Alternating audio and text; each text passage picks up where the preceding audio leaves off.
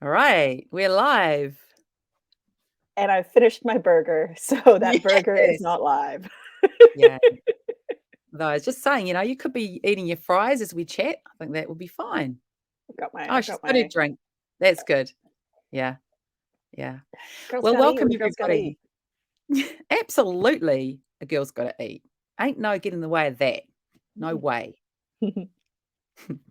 So we are tuning into you today from two different parts of New Zealand. I am Charlotte Squire and I'm in Takaka, Golden Bay, just returning to my actual script now.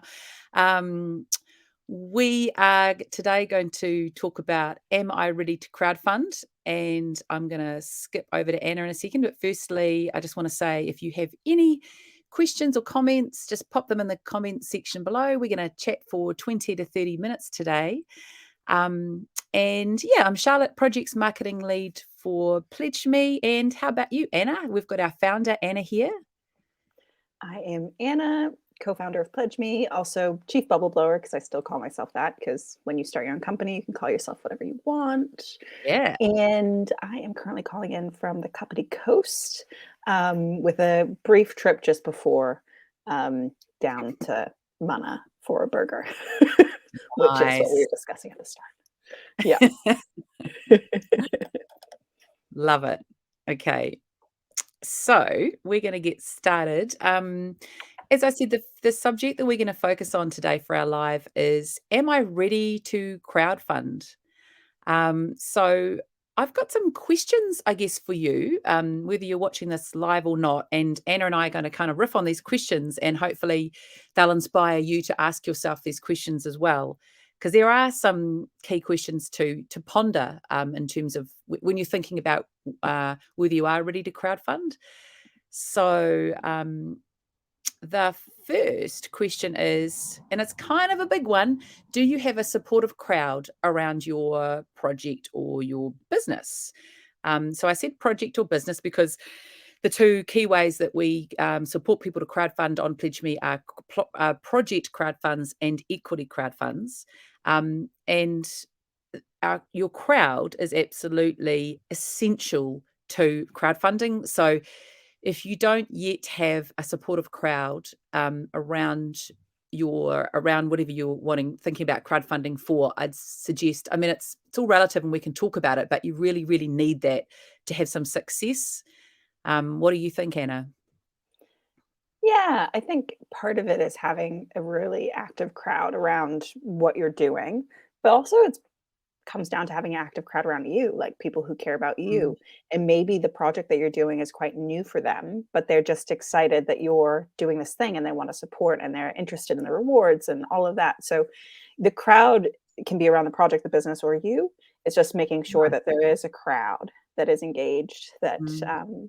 will look at what you put out there. And if they think it's exciting, get on board. Yeah, that's such a good point.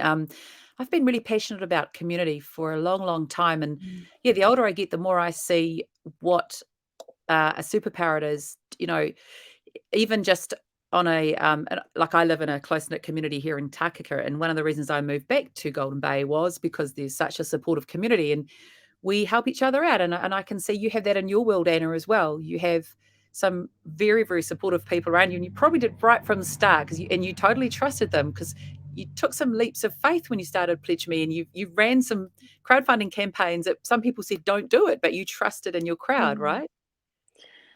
Yeah, and I think that's like, how do you get signals from people that are really close to you in your crowd that this is something that's interesting and you should give it a go? And then it can totally ripple out from there with other people Mm. getting on board because it's interesting to them, even if they don't know you. But yeah, figuring out if your crowd is on board before you go live is such a big thing to How do you determine if do you're ready that? or not. How do you get those signals from them? Oh man, it can be as easy as just chatting to people about what you're up to. Being like, Mm, "Hey, I'm doing this thing. Like, what do you think? Would you be interested?" Sort of putting posts on social media, personal or professional, asking people for feedback. Um, we really recommend asking people for feedback first because there's that adage: if you ask for advice, you get money. If you ask for money, you get advice. You could actually love get that. both in crowdfunding. So go out for advice first and see what people think. Um, But yeah, chatting to people, putting things out, even, putting out a registration of interest. I'm thinking about doing this thing. Would you be interested? Getting them to sign up. Um, all of that. Just there's different ways of checking in with your crowd, but it can just be as simple as chatting to them. Hmm. Yeah, that's super important. When people, I'm working at the project crowdfunding level, so I'll often be the first person to talk and to people when they come into PledgeMe, and that is definitely something that we do talk about. And I think it's good to get used to that, checking in and getting some feedback from people, because some people can feel shy about that. There can be a shyness about asking people to pledge money as well. That can be Mm. linked in with it. And that's a lot of people have moved through that. Um, One of my favorite examples is with Ocho when they decided to mm, raise, or the crew down in Dunedin to keep chocolate making skills there after Cadbury's decided to shut down their factory. They went out and they activated the crowds around them, but they also activated the media and did a pre-pledging process. So they set up a form and said, "Hey, if you'd be interested in this, like indicate your interest." And if there's enough interest, we'll go ahead. And so they had over $5 million pre-pledged to their expression of interest campaign, which they just ran through amazing. their socials, through some traditional media, just talking about what they were up to. And that was the way they checked that their crowd was there. But they had some Mm, very well-known people in that sort of organizing crew that could mm, start that sort of momentum, and it went from there. But the thing I loved with the way that they checked with their crowd was mm. they were really clear they didn't have money. This was just something they were testing out. So it sort of Right. showed in their social media because it wasn't Mm, like super flash. It was mm, it looked very, not basic, but like, mhm, it didn't look beautiful, but that's because they mm, didn't have money. So it was just reflecting where they were at and what they mm, needed, but got that crowd telling them that they were on the right track. mm. That's something, what a cool story. And so they did all that work before they even began their campaign. Yeah, Um, before they decided. right, which is something to definitely be aware of, for those who are thinking about, considering whether they are ready to crowdfund. Especially for a Um, bigger campaign. I think if it's a smaller campaign, you can just ask of people and send it out into the world. But if you're mm, looking to raise quite a bit, um, yeah, then you need to really think about how to get that crowd ready and check in they want it. mm. Super important. Yeah. And when I talk with people, I will always be trying to get a feel for their crowd and for their sense of connection to their community Mhm. and to who will support that crowdfund. So the second question is, do you have a clear idea of exactly why you're crowdfunding? Um, I have a lot of people come through Pledge Me who aren't clear about specifically why they're crowdfunding, and it's important to get that clarity in place, so that that clarity ripples out to your crowd, so that it's easy for your crowd to get what you're doing, and that can come through in any comms that you're putting out there from your project campaign, which is from your page, your project description, and through all your comms on socials and through newsletters and even just conversations. It's like, what's your elevator pitch, or sort of finding a really simple way to explain what you're crowdfunding for. And some companies can find that really hard because what they're doing is complex, and people at project campaign level as well. But how about you? Have you come across that a lot, Anna? I think the thing is it can be complex, but you should always be able to summarize it down into a sentence. You should always be able to say, this is going to help me do this, or this will enable me to grow there, or whatever Mm, it is. Like, even if the actual doing of your plan is complex, you should be able to get it down to a simple sentence about mm. what you're crowdfunding for. So there's your Um, challenge, people. Getting it down to a yeah, sentence. That takes yeah, some thought, but it's so useful. totally take some thought, but I think it's useful not just for raising funds and getting people on board and Mm, telling them what they're up to. It's useful for getting your team aligned around what you're planning, and mm, getting media coverage or whatever it is that you want. Like, yeah, being able to get it down to a sentence is really important. I just want yeah. to say a quick hi to Adelina, who is watching us right now, who's a friend of Kristen Lundman. Hi, if you have any questions, do pop them in the chat.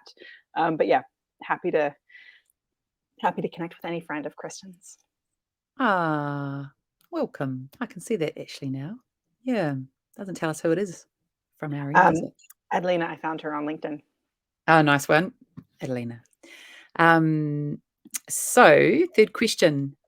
Planning. Do you have a detailed plan for your crowdfunding campaign or even just a plan? Even if it isn't a detailed plan, it's useful to have a plan. It helps. Um, got anything to say about plans, Anna? I want to hear what your thoughts on plans are. Oh, I'm big into What do you planning, you know. recommend? Yeah, Okay, sure. Get me going on plans. do As it. the older I get, the more I love planning. When I was younger, I was a fly by the seat of my pants kind of girl, and I laughed in the face of strategy. But these days, especially working with PledgeMe, I see that the people who plan are far more likely to succeed in their crowdfunding campaign. So if you do that work, planning. I work at like comms, marketing and comms is my one of my areas that I work in for Pledge Me, and I'm a writer basically. So if you've done a lot of planning about how you're going to communicate with your crowd beforehand, and you do that work before you even begin, before you're under pressure, then if you can, because you do it from a creative place, you can have a lot of fun with planning how you're going to, communicate with your crowd. So the more fun you can have, the more fun they'll have, and it can be quite a cool experience. So yeah, I mean, I know you can't plan everything, but definitely having I actually have a communications plan that I send out to project campaigners, and if anyone's listening, watching, very happy to send that to you. It's a PDF. Mm. It is really detailed, but what it would show you is how detailed you can get, and you might not use it all, but at least you've got it there. Okay, Mm. that is my planning spiel, Anna. Over to you. Nah, I love it. I love it. And I think I love the point that you should be having fun with this, because if you're not having fun with this, your crowd's not having fun with this, and everyone should be having fun to get engaged around what you're doing, right? Like, especially on the project side of the platform. Um, with a plan, like I think people just do it the way that they want to do it, but it's really just making sure everyone is on the same page around what needs to happen when. And that's from comms, but also like, when you're updating your crowd, but it can also be when you're adding new rewards, anything like that. Like it's just making sure people are aligned, and it's not just you doing all the work, but you know what's coming up as well towards the end of the campaign, especially. So you've got that countdown Mm. plan going and all of that. But I am the same as you, Charlotte. Like I am a big old nerd when it comes to planning. Like if there's something that needs to happen, there will be a Google Doc, and there will be a table at the top of the Google Doc with like who wrote the plan, what the next steps are, what the links are to other documents. Like I need to I need to have it all down to really Yeah, understand what's happening. yeah, love it now. Yeah.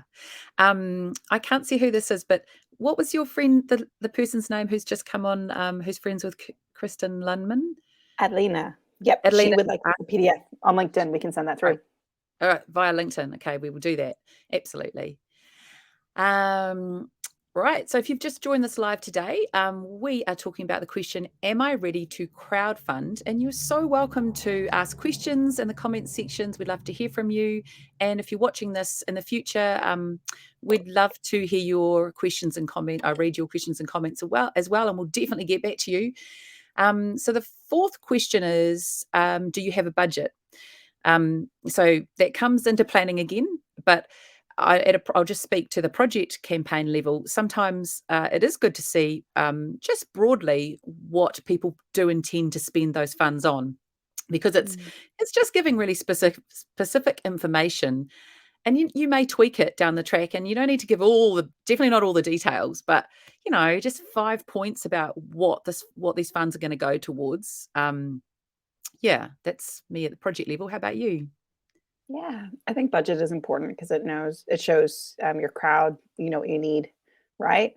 And you're Mm, clear on how much it's going to cost to deliver your plans. On the project side, that means you can actually deliver the thing that you want to make, or the thing you want to do. On the equity side, it means you're clear about how you think your company is going to grow and what you need to spend the money on. So having a clear budget means you know that you're ready to go out and raise that funding to do the thing. If you're not sure about what it's going to cost, it's too soon. You need to figure those things out. And it mm, doesn't need to be what it's going to cost forever, right? It's what it's going to cost for the specific project or for your company for the next year to do the thing, to grow into Australia, to move into a new factory, to whatever it is that you want to do. And I thought it was really interesting. On Friday, we had a great conversation that Charlotte helped set up with Brienne West from Atique. And she was just like, Tell people at a high level how you're going to grow and be really clear on that. But you don't maybe need to go into the detail of all the like little $3,000 costs and stuff like that. Like it can Mm, be a little bit higher level than that when you're communicating it to your crowd, but you probably still need to know what you're planning on spending the money on at that detailed level as well, I would imagine. So you're mm, ready with a this is the budget and this is what I need to raise to take that next step. mm. Nice. Okay. Um, well, we've kind of already covered this, but do you have a plan for how you'll communicate your campaign to your crowd? We have really just, I've enthusiastically gone ahead of myself and talked about a comms plan, and we're going to send that off in a sec. But yeah, I'm really into geeking out on planning for that. And some people, I see some people even planning at the beginning of the week. So, like every Monday, they might do a bit of a brainstorm about how they're going to communicate with their crowd that week. So you kind of can batch it up when you're in the right space for it. You know, like you might pull a whole lot of images together on a Monday with a bit of a loose plan, because so then you've done the thinking. And once again, the planning will help you through the moments when you don't have so much Mm, energy, or you're a little bit lower in confidence, and when you just need a bit of support. You've kind of done that mm. beforehand. And I think at a higher level than having a plan, it's like, are you ready to communicate with your crowd? Like, if you're too scared to chat to them or you're too scared to Yeah, talk about what you're doing, you're not ready. You great need to point. be up for communicating with the people that know you as Yeah, well as people that don't know you yet. And we've then had the a next layer is sorry, planning. What do you that can say? oh, I was going to say, well, firstly, I want to just say that was a really, really good point, and I just want to speak to that. But then we've Mm. had another question come through, and we love questions. Yeah. So before we go to that question, yeah, I've actually definitely experienced that when people come in at a project crowdfund, they are often totally new to crowdfunding, Mm. and it can be quite intimidating, and it's a whole new way of communicating. And us Kiwis, we can sometimes find it scary to ask people to, get out their debit card and do, actually give us their money. Mm. So something that really helped me was the tone of voice that you want to be focusing on for this is make it celebratory and make it fun. And you taught me that, Anna, when you came back on board with PledgeMe. Um, Tone of voice can really help. So you're celebrating this plan that you have, and you make it, and it's a fun opportunity because you're offering something in exchange. You're not simply asking for people to give you money. You're offering a reward. So that's a really important part of crowdfunding for PledgeMe anyway. It's an exchange. What a cool reward, they're going to get if they pledge. What an amazing project they're going to be a part of. So that tone of voice and being conscious of that is a way Mm. to deal with that fear, I think. It still takes some getting your head around, though. Totally. I think it takes everyone a little bit because there's that the fear of what if I fail? What if it's not going to work? And Yeah. again, I loved someone's feedback last week where they're like, "Well, you're going to be dead in 100 years anyways, so no one's going to remember. Like, you might as well give Yeah. it a go, right? Like, don't fear Yeah. failure because if you don't try, you're definitely going to fail." I love it. Um, Yeah. but yeah, and I think that reciprocity, crowdfunding isn't around Mm, just asking for money. It's about offering something in return and having that reciprocity with your crowd. So thinking about it like that rather than it's just asking for something. Though it's mm. good to ask as well, right? We should get better at that when we're building the things that we want to Yeah. see in the world. Absolutely. If you don't ask, you don't get. And that's, yeah, that fear of asking and fear of failure can be two things that can really hold. I know that can really hold me back, and I've really been working on that. And it's incredible when you push through Mm. that, what you'll find on the other side. Um, so we have a question. Strangely, I can't see who they are today at our end, but do Kiwis or Pledge Me givers gravitate towards certain types of campaigns, projects that they're keener to fund? So they do, don't they, Anna? To some extent with us. We're quite impact focused.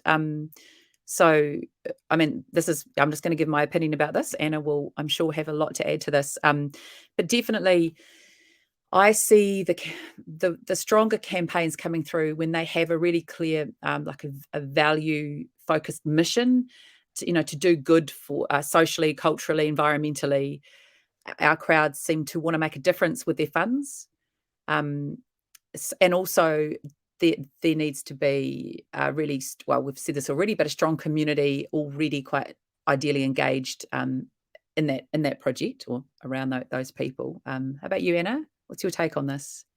Yeah, I mean, we're here to help Kiwis fund the things they care about. So that really varies, and it's not always the same sort of focus across different campaigns, but we definitely do see, yeah, more in the impact space, more women, more regional founders. There's a definite sort of diversity lens to what we do as well. Um, but it really comes down to the campaigner and what they're running with their crowd and how their crowd responds in the first Mm. instance.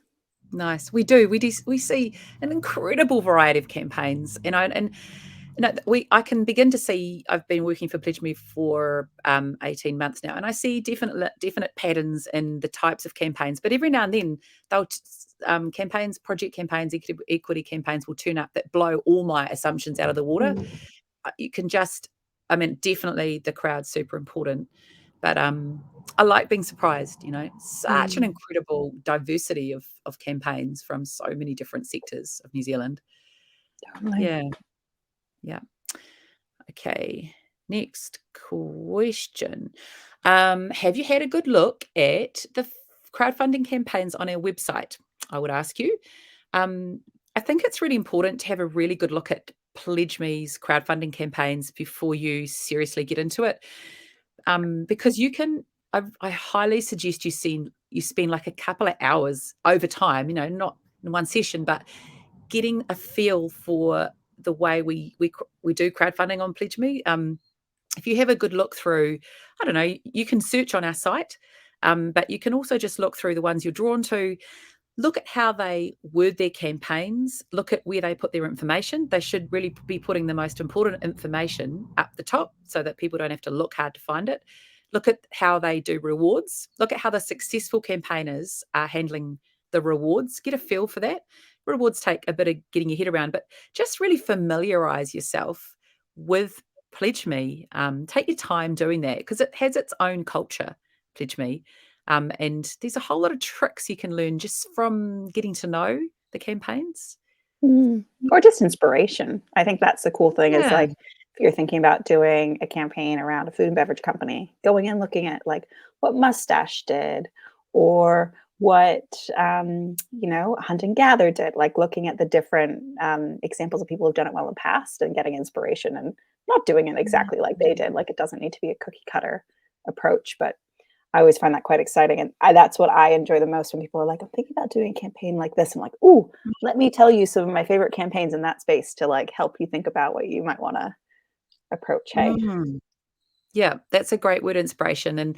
And speaking of that, if you get really inspired by a particular campaign, I think it's worth stalking them on social media to some extent. So really, like tracking them down on wherever they're strong in social media and going back through their history and seeing what they did through that time. Mhm. Like just being able to see and looking at the updates on the Pledge Me page, because updates are something that some people don't realize they're a really important part of communicating with your crowd. Now, anyone who's pledged to your campaign or who follows your campaign, we have an update sort of function on our Mhm. campaign pages, and it's really worth using that function to just keep updating your crowd, and that applies to long after your campaign is finished. I really, really appreciate it when someone's done a successful campaign and they continue to update their crowd until everything's done, because rewards can take months to sort out. Yeah. Totally. Okay. So, yep, If if you've anyone's just just joining us now, oh, you're gonna say yeah, no, it. you go, Anna. I was just You gonna go. say, if you're watching us now, because I think there's a few people, it's just we're talking about if you're ready to crowdfund, the question, "Am I ready?" and what you need to think about, and Charlotte's pulled together an amazing list of questions to ask yourself, and we're just riffing off the different points. We love to riff. Riff. Um, so, okay, so the next question is for you, potential crowdfunder. Do you know what type of crowdfund you want to do? And I know some people don't know this. Do you know that with Pledge Me, there are currently two key main ways that we support people to crowdfund? One is project crowdfunding and one is equity crowdfunding. Equity is a newer way of crowdfunding with Pledge Me, which is, actually, I'll let Anna explain that in a sec, but project crowdfunding, which is the area that I work with, is where you exchange pledges for rewards. Rewards are a really important part of project crowdfunding. They bring that, what was that word you used? Reciprocity. Yeah. Yeah, they bring the exchange in. So it's not just, it's a different model to some other crowdfunding platforms. We're not simply saying, could you donate to this course? We're saying, you get these awesome rewards if you pledge to our campaign. So it's just really, really important that you know there are two different types. And can you give us a basic summary of equity crowdfunding for people who might not even know what that means, Anna? Yeah, so equity crowdfunding is the idea that you go out to your crowd to raise funding, but instead of offering rewards, so the things that you're making or experiences or different things, you're actually offering shares in your company. So if you're a company and you're raising funds to grow, you're making your crowd your shareholders, so they own a piece of you. So in the future, if you grow and you're paying out dividends or you sell, the crowd that supported you to get to that point makes some money off those moments. Um, and this is really good when you're a little bit bigger and you are growing. But we do see companies do project-based campaigning as well, where they offer rewards, often at an earlier stage, where what they need is 10 to 30K to do that next thing, to get to a point where maybe they are planning their growth and all of that. Nice. Yeah. I saw equity. How long have we been equity crowdfunding? We were Do you know? licensed in 2014. So in 2014. 2014, we were the first in the first batch of platforms that were licensed. We were one of the first two in New Zealand. Mm, And we ran our first successful campaign in 2014 for us. And then from 2015 on, it was with other people. amazing. Yeah. Okay. Next question. Yeah. I just wanted to. Okay. So the question is, do you understand how rewards work? I wanted to just dip our toes into this today, Anna, because sometimes Mm. people at a project level takes them a bit of getting their heads around it. Mhm. So one, as I said, one really great way to understand how rewards work is to go and have a look at some campaigns you're drawn to, some successful campaigns that you feel inspired by and you love. And so Mm. rewards can be, I'm going to list a couple, but Anna's really good at rewards. So Mhm. I'm just going to give a couple of examples that I know work really well. My top one is if you are running an event, pre-selling tickets for an event goes really well. Like I've seen people create entire events around a PledgeMe crowdfunding campaign. And it's really cool because if you've already got a community there who are interested in whatever type event you're running, they just get to, there's a bit of a time frame. They've got their deadline. It's exciting and they can get in, they can Mm. get a really well priced ticket to the event and you can like stagger your rewards up, that might, like the first one might be like $20 gets you a ticket. The next one might be you get extra, like you get to come in half an hour earlier and the next one might be you get some food with your ticket, so you can go up and up in value. And that's just tickets. Physical products are always great, experiences are always great. You can't Mm. offer and well, I'm interested to hear what you say about this. You can't offer a draw. So you've got to, whatever you offer, you need to be able to deliver on. It can't be you go in the draw to win, blah, blah, blah. It's got to be, exactly what you say in your reward is exactly what the people will get when they pledge to that. Um, yeah, so that's some of what I've got to say about rewards. Over to you, Anna. Yeah, I like the event stuff because I do think that makes people feel loved in real life. And I've seen some people do some funky things around that as well. Like I remember there was for a festival, theater festival in Wellington once, someone said, if you pledge a certain amount of money, we'll name you as a VIP of the event and you'll have your name on a chair. And so they actually like wrote people's names on these pillowcases and put them on some of the chairs in the theater. Pillowcases. But it meant that Yes. people freaked out. They're like, "Are we allowed to sit here? Are we not allowed to sit here?" But, like, it was just their way of saying thank you to the people, and people could sit in those seats.